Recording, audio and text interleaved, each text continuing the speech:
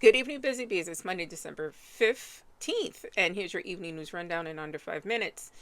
Authorities say that the person of interest in the Brown campus shooting has been released from custody. Investigations and investigators stress the individual has not been formally charged and that the investigation remains active. Law enforcement continues to review evidence and pursue additional leads following the deadly shooting that left 2 people dead and 9 injured.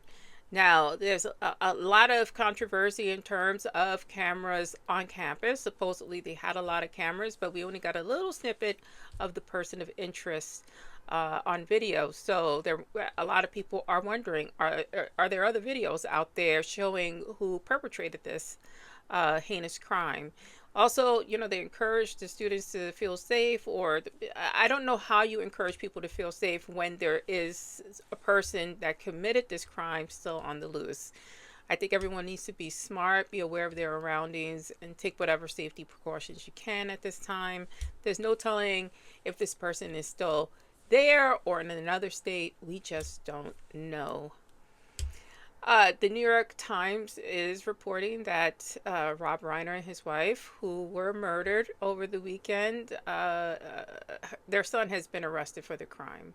This is a horrible event. There's reports that there was some type of family argument, at a party, and things escalated. We just don't know.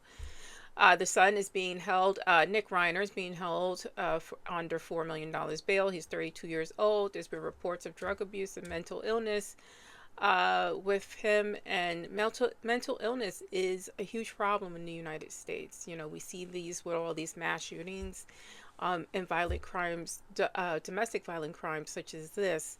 Something needs to be done. And thinking of mental illness, I ran across a story here on TikTok where a TikToker by the name of Rizzy committed suicide online during a live, and she was egged on by several people. She actually named a few people during that live. I'm not going to go into that. If you want to seek that information, you can.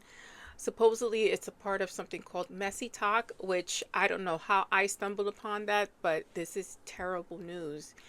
Just understand that there's people who have been prosecuted for egging on suicide. Most famously, Michelle Carter, in which Carter received jail time for encouraging her boyfriend Conrad Roy III to take his own life. Now, if you are having any depression, dark thoughts, suicidal thoughts in the United States, you can call or text 988 for Suicide and Crisis Lifeline.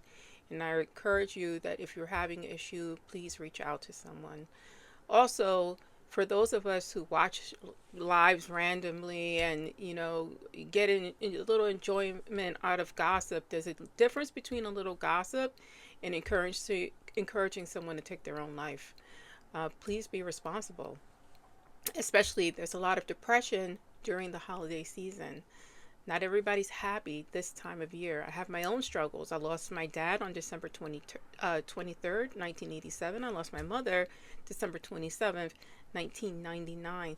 This is generally not a fun time for me. Anyway, stay smart, stay safe, stay informed, like, share, and follow if you can.